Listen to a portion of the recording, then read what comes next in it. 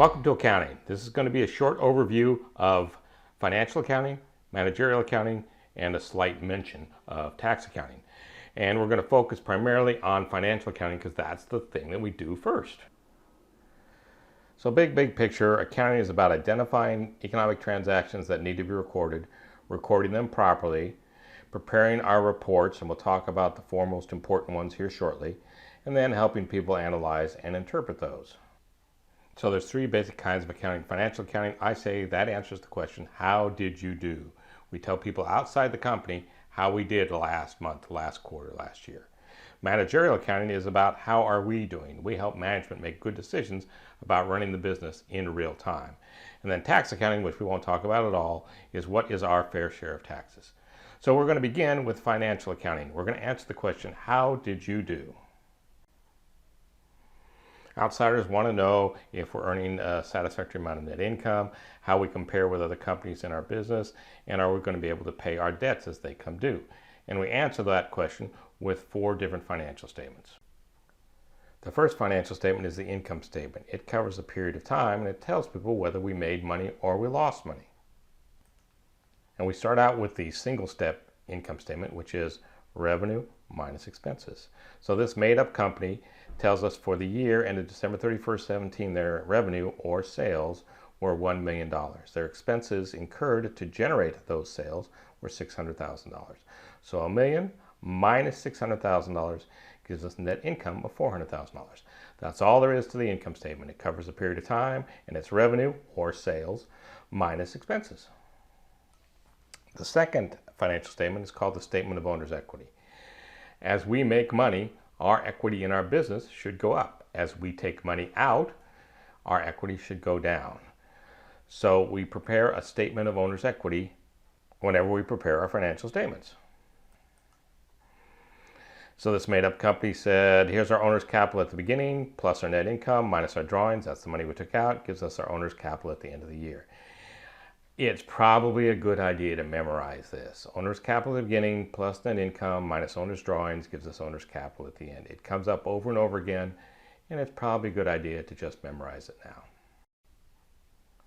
The next financial statement is the balance sheet. It's a snapshot at a moment of time, and it's an embodiment of what we call the accounting equation. The accounting equation is assets equal liabilities plus owner's equity. If I buy a house for $500,000, that's my asset. If I put a loan on it for $400,000, my equity is $100,000. Same thing with a company. If you look at their balance sheet and they have $500,000 of assets, $400,000 of liabilities, then that $100,000 that's left, that's the owner's equity. Okay, here's a typical balance sheet. It's a snapshot as a moment of time. As of December 31st, 2017, this company owned cash, accounts receivable, temporary investments, inventory, prepaid expenses, supplies, property, plant, and equipment, and intangibles. Those are assets. Assets are things that we own. Accounts receivable is the good one. That means we've done the work, we've sent out a bill, we're just waiting to get paid. Temporary investments, that means we had extra cash laying around and we invested in stocks and bonds of other companies. Inventory is stuff that we bought that we intend to sell to somebody else. So if we bought it for $5, we're going to sell it for more than $5. Prepaid expenses means we paid our rent or our insurance a year or two in advance, and so that's an asset we're going to use up over time. Supplies refers to the stuff that's in the supply closet that's going to last us for a long time also. So all these things that are cash or will be cash within a year, they're called current assets. Things like land, building, and equipment, those are going to last longer than a year. They're called non-current assets. And then we also have intangibles. Everyone knows what those are. Those are things like copyrights and trademarks. They don't have physical substance, but they're certainly an asset for us. On the right-hand side of the balance sheet are two kinds of accounts. Don't forget that, two kinds of accounts. There are liabilities, things that we owe. And any account that has the word payable or accrued or unearned in it is a liability account. And anything that's due within the next year is called a current liability. So at some point we're going to make a comparison between our current assets and our current liabilities when we do our analysis. And then stuff that's due beyond the next year are called long-term liabilities. And the difference between what we own and what we owe is our equity in the business. And you've already memorized owner's capital at the beginning plus net income minus owner's drawings gives us owner's capital at the end. So in the beginning we just talk about one owner. And so that owner's equity section just features the one account called owner's capital. So those first three financial statements, the income statement, statement of owner's equity, and the balance sheet, are going to come from the accounting cycle, which we're going to learn a lot about in the next few weeks.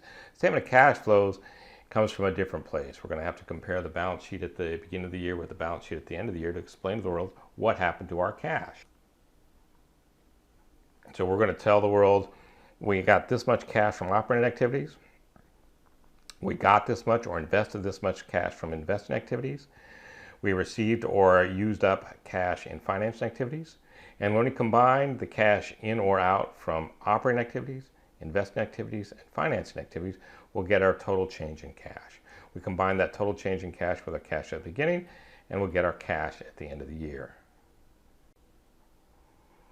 The second general area of accounting is managerial accounting. We're going to talk about that a lot later. It answers the question, how are we doing? So we're going to answer questions for our internal users, like how much should we charge for our product? Which products are making the most money for us? Things like that. And those are really important questions that we need to answer to help management, but we can't answer those questions until we understand financial accounting. So we'll start with financial accounting, then much later we'll get into managerial accounting. Tax accounting, which we'll never talk about, is answering the question, what is our fair share of taxes? How can we legally minimize our tax bill? And how can we legally postpone our tax bill? We love to pay our fair share of taxes, but we'd much rather pay that next year rather than this year. So that's the big picture. We're going to start with financial accounting. We're going to learn about the 4 financial statements. We're going to start with the income statement, the statement of owner's equity, and the balance sheet. And we're going to learn how we create those through the accounting cycle. And this is going to be fun.